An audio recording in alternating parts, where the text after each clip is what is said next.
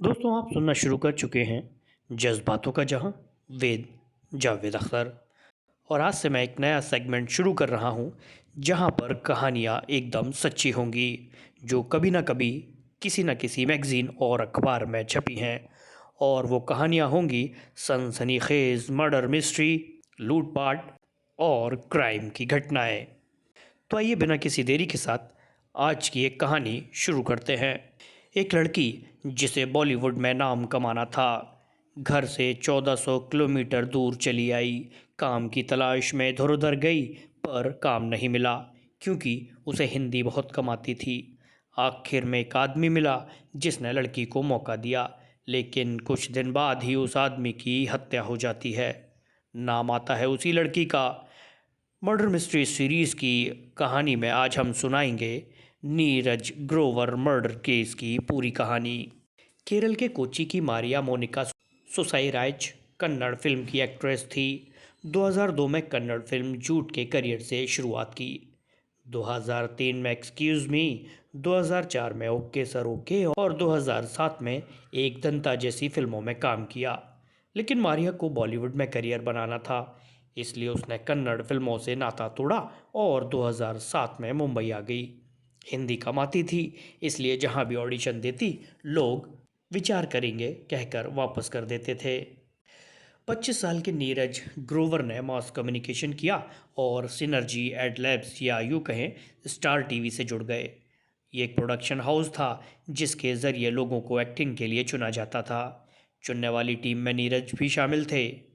क्या आप पांचवी पास से तेज़ हैं नाम का एक प्रोग्राम टीवी पर आता था। शाहरुख खान उसे लीड करते थे। नीरज उस प्रोग्राम की प्रोडक्शन टीम में थे। एक दिन एक टीवी सीरियल के ऑडिशन में मारिया आई थी। नीरज ने टेस्ट के लिए बुलाया और सवाल पूछे। हिंदी में सवाल होने की वजह से मारिया सही से जवाब नहीं दे पाई। नीरज ने कहा, मारिया, यहाँ हमें एक ऐसा एक्टर चाहिए जो हिंदी बेहतर ढंग से बोल सके, क्योंकि ये प्रोग्राम हिंदी में है, इसलिए हम आपको किसी और प्रोग्राम में मौका देंगे। नीरज उठकर चले गए। मारिया ने ऑफिस के किसी आदमी से नीरज का नंबर ले लिया। मारिया ने कुछ दिन बाद नीरज को फ़ोन किया। दोनों में बात बढ़ने लगी। मुलाकात शुरू हुई। ये मुलाकात कभी रेस्टोरेंट तो कभी बीच पर होती। मारिया का एक लवर कोच्चि में था। नाम था जेरोम मैथ्यू। जेरोम और मारिया की स्कूलिंग साथ हुई। कॉलेज में गए तब भी साथ रहे। लेकिन इसके बाद जेरोम ने नेवी ज्वाइन कर ली और मारिया ने फिल्मों में काम करना शुरू कर दिया। मारिया ने जेरोम को नीरज से हुई दोस्ती के बारे में बताया था। जेरोम को ये दोस्ती एकदम पसंद नहीं थी, लेकिन वो कुछ बोलता नहीं था। 6 मई 2008 मारिया ने मुंबई के मलाड इलाके में नया फ्लैट ले लिया। नीरज से शिफ्ट करवाने में मदद मांगी तो वो चले गए। रात 10 बजे मारिया को जेरोम का फ़ोन आया। दूसरी तरफ नीरज भी किसी से फ़ोन पर बात कर रहे थे। जेरोम ने पूछा, नीरज है क्या? मारिया ने कहा, नहीं। इतना कहने के बाद मारिया ने फ़ोन काट दिया। 11:30 बजे जेरोम ने दोबारा फ़ोन किया और पूछा, क्या नीरज अपने घर चला गया? मारिया ने इस सवाल का जवाब देने की बजाय फ़ोन को ही स्विच ऑफ कर दिया। मारिया के फ़ोन स्विच ऑफ करने से जेरोम गुस्से से भर गया। उसने रात में ही मुंबई पहुंचना तय किया। फ़्लाइट पता की तो पता चला कोच्चि से मुंबई की एक फ़्लाइट 3 बजे सुबह की है। जेरोम ने फ़्लाइट पकड़ी और मुंबई आ गया। मारिया ने उसे नए फ्लैट का पता बता दिया था, इसलिए उसे मलाड के उस इलाके में पहुंचने में कोई दिक्कत नहीं हुई। सुबह 7:30 बजे मैथ्यू मारिया के नए फ्लैट के गेट की डोर बेल बजाता है। अंदर मारिया और नीरज सन्न रह जाते हैं। तभी मारिया ने सोचा, हो सकता है कॉलोनी का कोई कर्मचारी हो। मारिया ने दरवाज़ा खोला तो उसके होश उड़ गए। सामने जेरोम मैथ्यू खड़ा था। वो बिना कुछ बोले अंदर आया तो नीरज ग्रोवर बिना कपड़ों के बेड पर लेटा था। दोनों के बीच मारपीट शुरू हो गई।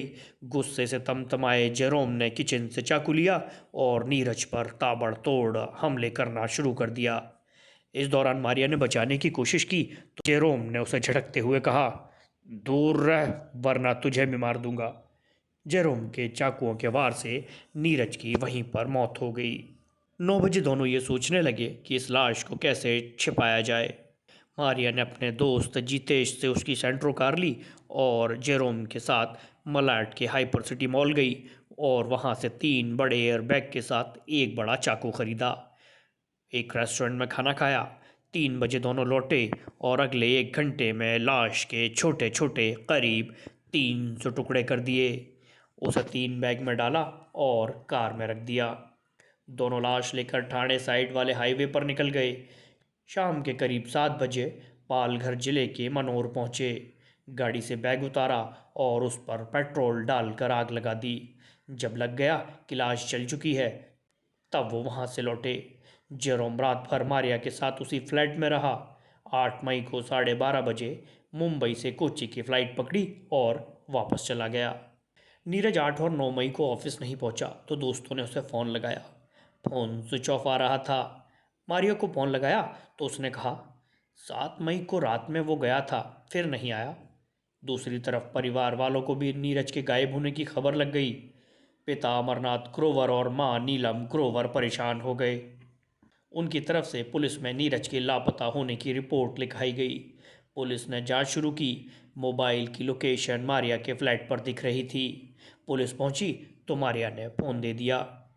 पुलिस का पहला शक मारिया पर गया, लेकिन बिना सबूत के पूछताछ कैसे करती, इसलिए मारिया की कॉल डिटेल्स निकाली गई। हत्या के बाद मारिया और जेरोम की बातचीत के राज खुल गए। पुलिस ने मारिया को गिरफ्तार कर लिया। जेरोम को कोच्चि से गिरफ्तार किया गया। दोनों से पूछताछ की गई तो दोनों ने सच बता दिया। जिस गाड़ी से लाश को ले जाया गया था, उसकी जांच हुई तो उसमें खून के धब्बे मिले। फोरेंसिक टीम ने सारे ज़रूरी सबूत इकट्ठा किए और उसे कोर्ट में जमा किया। मारिया और जेरोम की गिरफ्तारी के बाद मुंबई सेशन कोर्ट में सुनवाई हुई। मारिया ने अदालत के सामने अपना गुनाह तो कबूल किया, लेकिन बयान बदल दिया। मारिया ने कहा, मैंने कुछ नहीं किया। जेरोम और नीरज की लड़ाई के दौरान मैंने बचाने की कोशिश की। जेरोम ने मुझे भी मार देने की धमकी दी, इसलिए मैं पीछे हट गई। कोर्ट ने सभी दलीलों को सुना, सारे सबूत देखे और फैसला लिख लिया।